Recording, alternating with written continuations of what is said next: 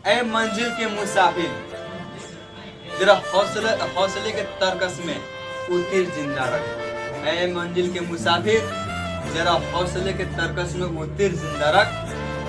भले ही दुनिया में हार जा सब कुछ, फिर भी जीतने का उम्मीद जिंदा रख। जय हिंद। तो आज की क्लास में हम लोग देखेंगे 9th क्लास का मैथ इन लेसन 1, जिसका नाम क्या होगा, नहीं लिखेंगे संख्या पद्धति, जिसका नाम क्या होगा संख्या पद्धति यानी नंबर सिस्टम। क्या होगा नंबर सिस्टम होगा। इसका इंग्लिश होता है नंबर सिस्टम होता है। और देखिए इसका देखिए यानी कि हम लोग स्टार्ट करेंगे संख्या पद्धति यानी नंबर सिस्टम क्या होता है। यानी कि यहाँ पर हम लोग क्या करेंगे, आज की क्लास में हम लोग लेसन एक्सरसाइज 1.1 को कंप्लीट करने वाले हैं।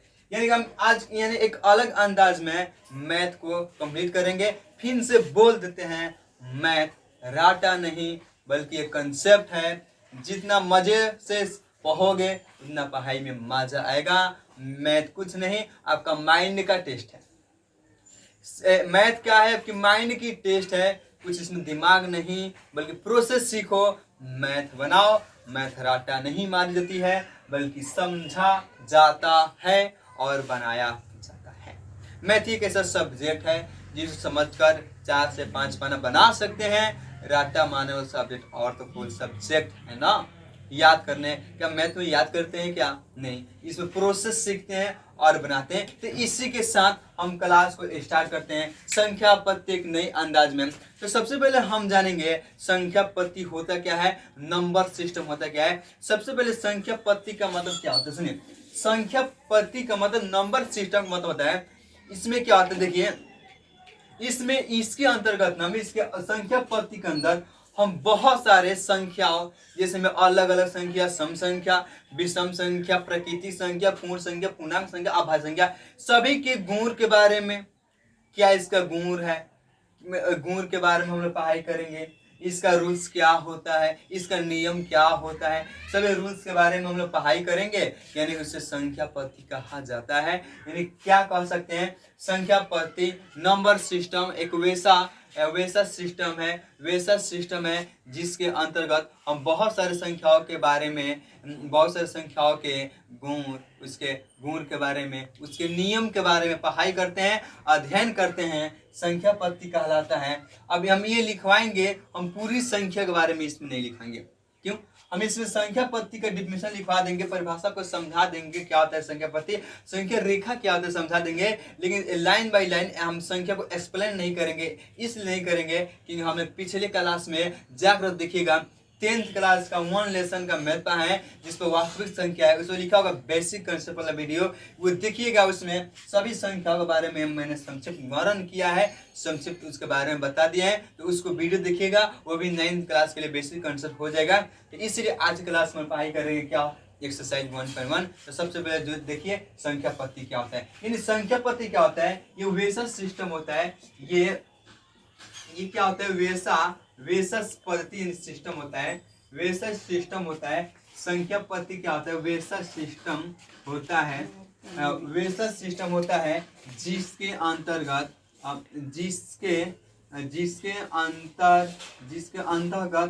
जिसके अंतर्गत हम क्या करते हैं, हम बहुत सारे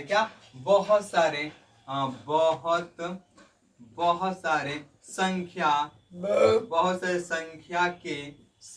के गुण, बहुत सारे संख्या गुण, नियम आदि का अध्ययन करते हैं,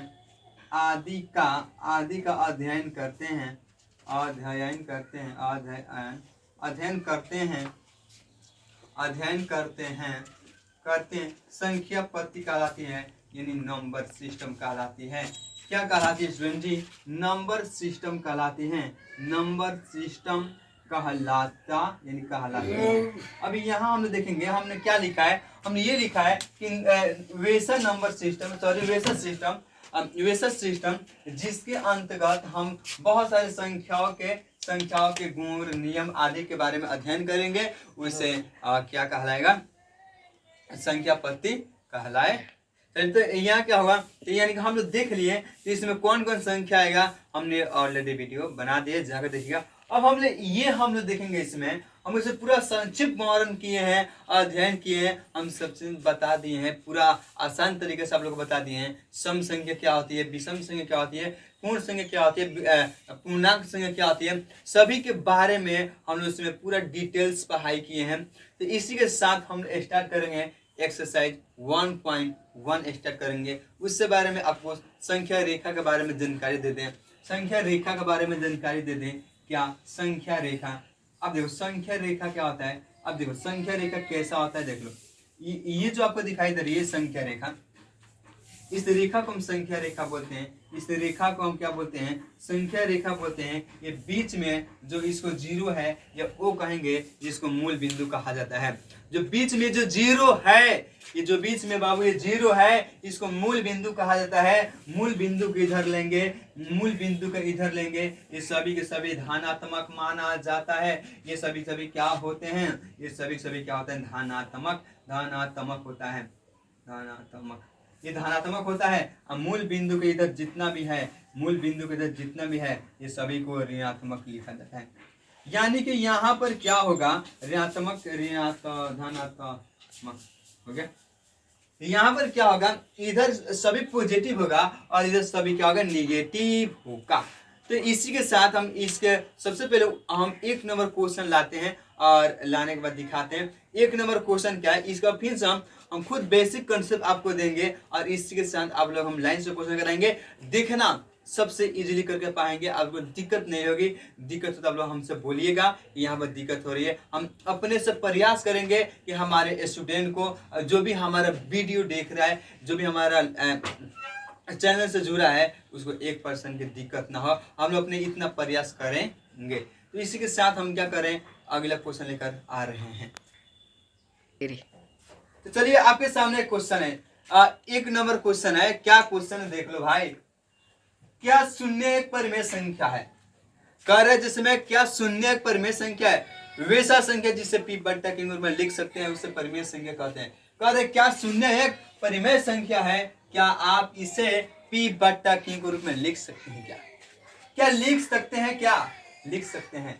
जहां कह रहे ना पी और क्यू पूर्णांक है, कह रहे शून्य एक परिमेय संख्या में बताना है, जो जीरो है वो परिमेय संख्या का अपरिमेय संख्या है। क्या शून्य एक परिमेय संख्या है तो क्या आप इसे पी बट्टा क्यू में लिख सकते हैं, जहां पी और क्यू पूर्णांक है। यहाँ जो लिखा है ना, यहाँ जो लिखा है क्यू इक्वल नॉट जीरो, ये क्यू इक्वल नॉट जीरो का मतलब ये होता है, क्यू इक्वल नॉट जीरो का मतलब ये होता है, जो पी अब बट्टा क्यू होता है ना, क्यू का मान जीरो नहीं होना चाहिए, क्यू का मान जीरो नहीं होना चाहिए, क्योंकि आगे कर दिया है क्यू इक्वल नॉट जीरो, ये दिखा दिया है। अब क्यू का मान कभी जीरो मत लीजिएगा, क्योंकि जीरो लीजिएगा मेरे बाबू, जीरो लीजिएगा इसका वैल्यू इनफिनाइट हो जाएगा, क्योंकि हम किसी भी अंक में जीरो से भाग करेंगे उसका वैल्यू इनफिनाइट हो जाता है।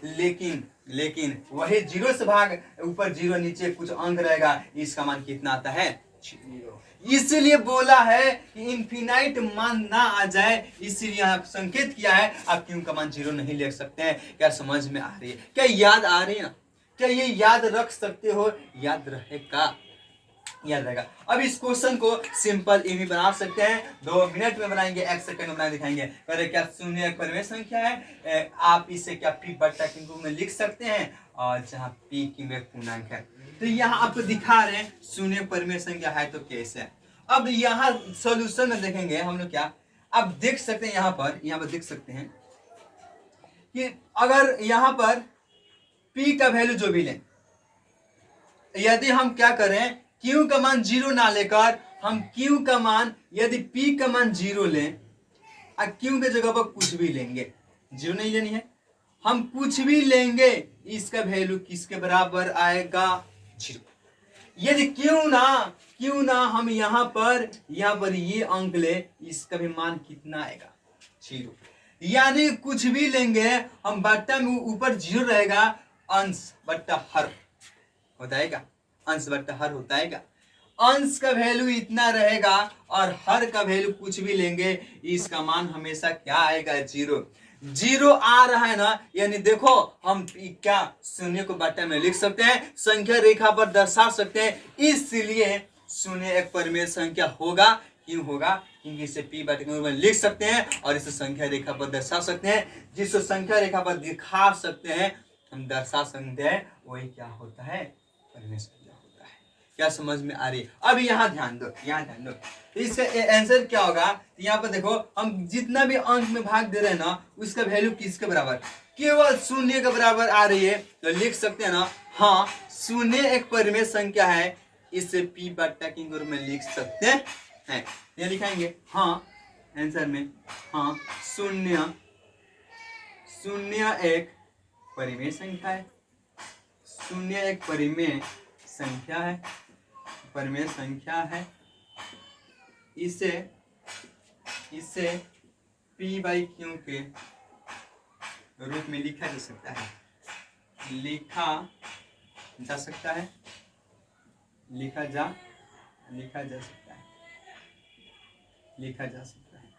अब इसका आंसर यही होगा, हाँ शून्य एक परिमेय संख्या है, इससे पी बट्टा के रूप में लिखा जा सकता है। अब मैं कुछ एग्जांपल ऐसे करके दिखा देना, ऐसे एग्जांपल, ये तुम्हारे एग्जांपल दिखा देना। अब ये तुम्हारा क्या हो जाएगा? आंसर। अब इसके बाद हम लोग अगला कंसेप्ट, अब स्क्रीनशॉट मारिए, अगला क्वेश्चन आपके सामने यहाँ पर 2, 3 नंबर, और ये जो क्वेश्चन नंबर 4 है अपने से लिए हैं और आपको बतलाएंगे और माइंड में सेट कराएंगे, अक्सर ये क्वेश्चन तो बनाओगे, बहुत लंबा जाता है, लेकिन हम चुटकी में उड़ा देंगे। कैसे? आपको सिखाने के लिए, समझाने के लिए बहुत तरीका निकाला जाता है, हर तरीका से बोल देना, ट्रिक से पढ़ाया जाएगा। ऐसे कई क्वेश्चन बनाना, जैसे में क्वेश्चन क्या है, 3 और 4 के बीच में कितना परिमेय संख्या बोला है? 6। कितना बोला है भाई? 6। कर 3 और 4 के बीच में ये 6 बोला है, 6 बोल दे, ओके 7 बोल दे, कितना बोल दे, कुछ करना नहीं है, कुछ करना नहीं, समझना है, कुछ करना नहीं बल्कि समझना है बाप मेरे। इस 3 को ऐसे लिख देना और 4 को नीचे लिख देना। क्या इतना काम तो कर दोगे मेरे प्यारे स्टूडेंटों? इतना काम तो कर दोगे ना? 3 को जो वहां लिखना है और 4 को नीचे। यह कितना बोला है? यहाँ 6 कहेगा, एगो बहाकर इंटू कर देना, बट्टा लगाकर। 6 कहे तो 7/7, 5 कहे तो 6/6, 7 कहे तो 8/8, ऐसे कर दोगे ना? क्या बोले? जितना कहेगा एगो ज्यादा से इंटू कर देंगे बट्टा लगाकर। 6 कहा है तो 7 बट्टा में 7, यहाँ पर भी 7 बट्टा में 7 कर देना। 7 तरीका 21 बट्टा में 7, यहाँ पर 7 चौका 28 बट्टा में 7। एक मजेदार की बात समझना, जितना परिमेय संख्या पूछेगा दोनों के बीच में ही आएगा, इससे बाहर जा नहीं सकता है, उसके अंदर ही आएगा। दोनों में जो कम है वहीं से लिखना स्टार्ट करना। ये दोनों में ये कम ये है, यहाँ से लिखना स्टार्ट करना। क्या लिखोगे तो सुनो, 21 के बाद क्या था? 22 बट्टा में 7 स्टूडेंट जी, 23 बट्टा में 7, 24 बट्टा में 7, 25 बट्टा में 7, 26 बट्टा में 7, 28 27 बट्टा में 7। कितना निकालना है? 6 गिन लो, 1 2 3 4 5 6 हो गया क्या? देखो ना, देखते देखते प्यार हो जाएगा। देखो 27 बट्टा में 8 है, 7 सॉरी भाई 7 यहाँ पर रहेगा। 27 बट्टा में 7 है, ये जो 6 को गिने हैं, ये देखिए ना, इसके बीच में आया है, ये तुम्हारा क्या हो गया? ये तुम्हारा आंसर। सेम ऐसे बना दो ना, बट्टा वाला है तो। लेकिन एक बात याद रखना, मेरा बात एक याद रखना, क्या सेम नीचे होना चाहिए। तो यही कंसेप्ट लगा देना। 6 कहे तो 7/7, 4 कहे तो 5/5, 5 कहे तो 6/6। कब? जब नीचे सेम रहे तब। तो यहाँ सोल्यूशन में क्या लिखेंगे? हल में 3 बट्टे में 5 रहने दो, यहाँ 4 बट्टे में 5 लिख दो, जगह कम होने का कारण थोड़ा छोटा लिखा है। 5 बोला है तो किससे इंटू करेंगे? बोलो 6/6 से। यहाँ भी इंटू कर दो 6/6 से, और यहाँ भी इंटू कर दो 6/6 से। अब दोनों में इंटू करके लिख देना भाई मेरे, लिख देना। 18 होगा 30 होगा, 24 होगा, 30 होगा। अब मेरे स्टूडेंट कहाँ से लिखना स्टार्ट करेंगे? ऊपर से। जहां से कम होगा, जहां से कम होगा वहीं से लिखना स्टार्ट कीजिए। मजा आ रही है ना? अरे भूला जाओ ना स्टूडेंट, ध्यान दो।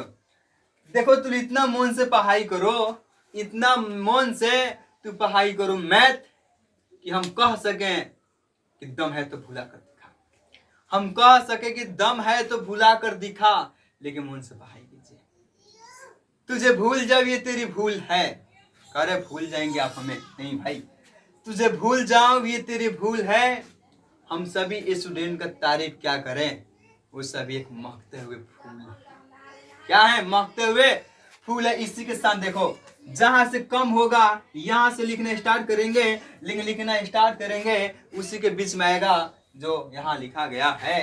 कितना? 5 लिखना है। 18 के बाद बोलो क्या आता है? 19/30, 20/30, या 21/30, और 22/30, यहाँ पर 23/30, 24 नहीं 5 गलत, 5 याद करना है। 1 2 3 4 5, कितना? 5। सुनो, यह जो भी 5 को आया है परिमेय संख्या, क्या इसके बीच में है? बाबू समझ में आ रही है? क्या माइंड में सेट हो रही है? क्या दिल से पढ़ाई कर रहे हो? दिल सभी से लगा लेना, दिमाग किसी से ना लगाना। दिल किसी से लगा लेना। पढ़ाई दिमाग से होती है, दिल से नहीं। दिमाग से पढ़ाई करना, दिमाग किसी से ना लगाना बेहतर होगा। ओके स्टूडेंट लाइफ है। समझ में आ रही है ना? अब यहाँ देखो, यहाँ देखो, अब इसके लिए क्या तरीका है भाई? इसके लिए क्या तरीका है सर? तो हम तो पगला गए, हमारा तो दिमाग खराब हो गया। क्यों भाई? ये नीचे अलग अलग है, उसके लिए भी कंसेप्ट लाए हैं, उसके लिए भी आपके लिए तरीका लाए हैं। जब नीचे रहेगा क्या करेंगे? देखो, हमेशा सोचना कि नीचे सेम लाना है तो लाना है, लाना है तो लाना है। क्या गाना याद हो रही है ना? नीचे सेम लाना है। क्या करना है? सुनो भाई, क्या यहाँ बता दो, यहाँ बता दो 6 बोला है, क्या 7/7 से इंटू कर दे क्या? जी हाँ सर, जी हाँ कीजिए ना बाबू, ऐसा गलती ना करना। जब नीचे अलग अलग हो जाए, या 6/6 से कुछ मतलब ही नहीं है, रहने दो। ये प्रोसेस ना लगाना। ये प्रोसेस क्यों है? इसके नीचे देखो ना 1 छुपा है, 1 छुपा है 5 बार। जब नीचे बट्टा में हर में सेम होगा तब ये कंसेप्ट लगाना। जब हर में सेम ना होगा क्या करना? सिखा रहे हैं, एक गीत सिखा रहे हैं। जब हर में सेम ना रहेगा, सुनो क्या?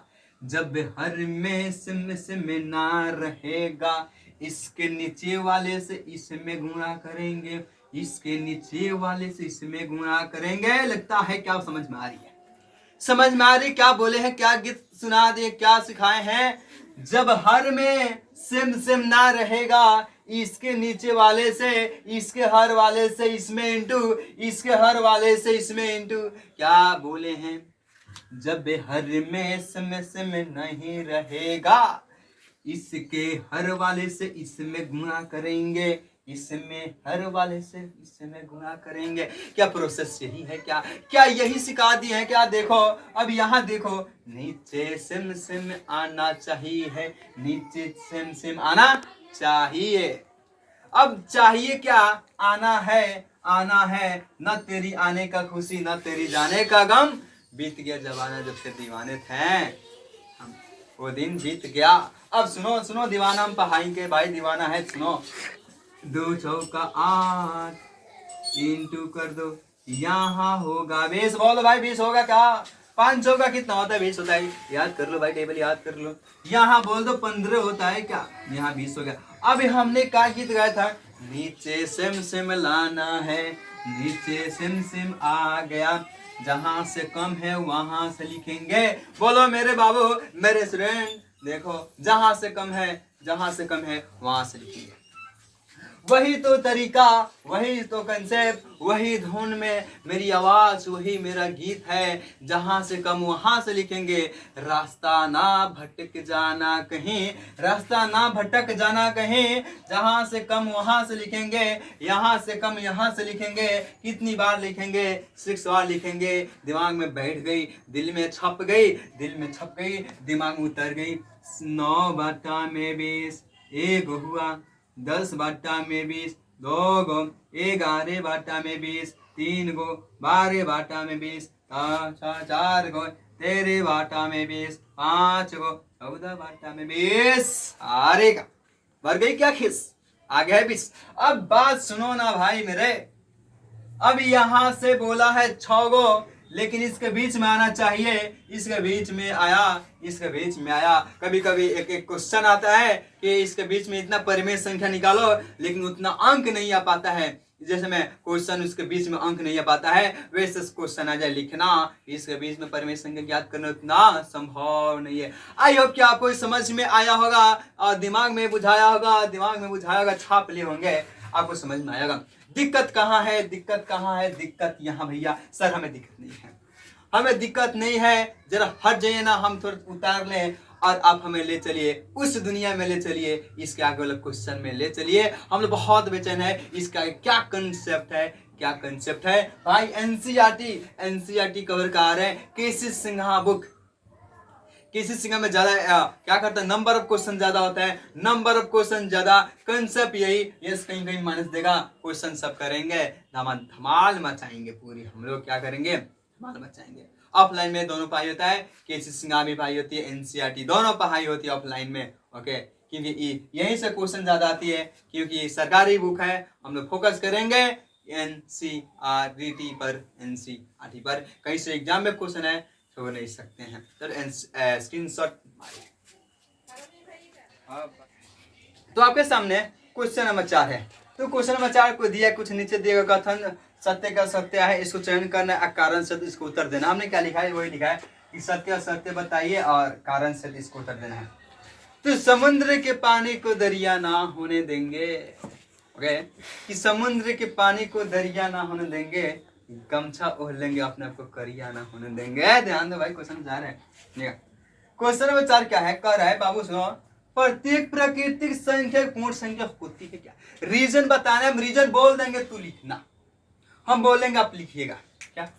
प्रत्येक प्राकृतिक संख्या पूर्ण संख्या होती है। ये प्राकृतिक संख्या वीडियो हम बना दिए हैं, आप लोग देखकर तब इस वीडियो को देखिएगा। ओके, तो कह रहे यहाँ पर प्रत्येक प्राकृतिक संख्या पूर्ण संख्या होती है, इसका जवाब होगा सत्य। ये सत्य है, ये हम लिखेंगे यहाँ, ये सत्य है। लेकिन सत्य क्यों है हम बोल दे रहे हैं, लिखे क्यों? सुनो कि सुनिए, अब ये लिखे हैं प्रत्येक प्राकृतिक संख्या पूर्ण संख्या होती है। ये सत्य है क्यों? क्योंकि पूर्ण संख्या गिनती के शून्य सहित गिनती की संख्याओं को पूर्ण संख्या कहा जाता है, और केवल गिनती की संख्याओं को प्राकृतिक संख्या कहा जाता है। जैसे यहाँ पर देख लो ना, यहाँ पर देख लो, यहाँ पर देखो ना, यहाँ पर ये क्या ये पूर्ण संख्या है। ये क्या तुम्हारा? ये पूर्ण संख्या है। क्या बताइए? शून्य से गिनती की संख्या को पूर्ण संख्या कहते हैं और गिनती की संख्या को प्राकृतिक संख्या कहते हैं। क्या बताइए? प्रत्येक प्राकृतिक संख्या में, क्या प्रत्येक पूर्ण संख्या में प्राकृतिक संख्या शामिल है कि नहीं है? तो है, तो कह सकते हैं सुरेंद्र जी मेरा कि प्रत्येक प्राकृतिक संख्या पूर्ण संख्या कह सकते हैं, क्योंकि पूर्ण संख्या में प्रत्येक प्राकृतिक संख्या शामिल होती है। तो लिख लीजिए, क्योंकि प्रत्येक पूर्ण संख्या में प्राकृतिक संख्या शामिल होती है, ऐसा लिख लीजिएगा। ओके, अब 2 नंबर क्वेश्चन है, प्रत्येक पूर्णांक संख्या एक पूर्ण संख्या होती है ना? ना यार, क्यों ना? हम लिखवाए थे पूर्ण संख्या को बाटा में नहीं लिख सकते हैं, माइनस में ना लिख सकते हैं, पॉइंट में नहीं लिख सकते हैं, रूट में नहीं लिख सकते हैं। ऐसा मैंने बताया था क्या? लेकिन यहाँ पर कह रहे हैं पूर्णांक संख्या को हम क्या रूट में लिख सकते हैं, माइनस में लिख सकते हैं, लेकिन पूर्ण संख्या को नहीं लिख सकते हैं। क्या है यह रीजन? क्या ये असत्य की सत्य है? ये बाबू असत्य है, ये तुम्हारा असत्य बात, गलत बात बोल दिया है। तो क्या लिखेंगे? क्योंकि पूर्ण संख्या को माइनस में और रूट में ना लिख सकते हैं, जबकि पूर्णांक संख्या को हम लिख सकते हैं। इसलिए कथन क्या है मेरे दोस्त? क्या लिख लोगे ना? क्या एक छोटा कम नहीं होगा आपसे? बात सुन लो, क्योंकि पूर्ण संख्या को हम माइनस में रूट में नहीं लिख सकते हैं और पूर्णांक संख्या को लिख सकते हैं। 3 नंबर क्वेश्चन देख लो, 3 नंबर। अब 3 नंबर का आंसर क्या कर रहा है? प्रत्येक परिमेय संख्या पूर्ण संख्या हो सकता है ना? होगा दोस्त, कर प्रत्येक परिमेय संख्या एक पूर्ण संख्या होगा? कैसे होगा, कैसे होगा, क्यों नहीं होगा? तो इसका रीजन जानो, क्योंकि इसे बाटा में लिख, क्योंकि परिमेय संख्या को बाटा में लिख सकते हैं, माइनस में हो सकता है, लेकिन अभी तो बोले ना पूर्ण संख्या ना बाटा में होगा ना माइनस ना रूट में, लिखेंगे यहाँ पर नहीं। ये भी क्या असत्य है? ये भी क्या है? असत्य। ये भी क्या असत्य है? असत्य क्यों है? क्योंकि परिमेय संख्या को बाटा में लिख सकते हैं और पूर्ण संख्या को बाटा में नहीं लिख सकते हैं। क्या? सुन लो, सुन लो, सुनाई दे रही है? दे रही है। क्योंकि परिमेय संख्या को बाटा में लिख सकते हैं स्टूडेंट जी, लेकिन पूर्ण संख्या को नहीं। आई होप कि आप सभी को ये समझ में आई होगी। उतारिए, आप सभी को समझ में आई होगी। अब यहाँ आपका ये क्या हुआ? एक्सरसाइज, एक्सरसाइज आपको समझ में आया होगा। ये हमने कल आपसे वादा किया था, आज की क्लास में हम 1.1 को खत्म कर देंगे और खत्म करके दिखाएं, और अगला क्लास में हम लोग 1.2 को खत्म करेंगे और आपको इतना मजेदार से फील से पाएंगे। तब तक के लिए चाय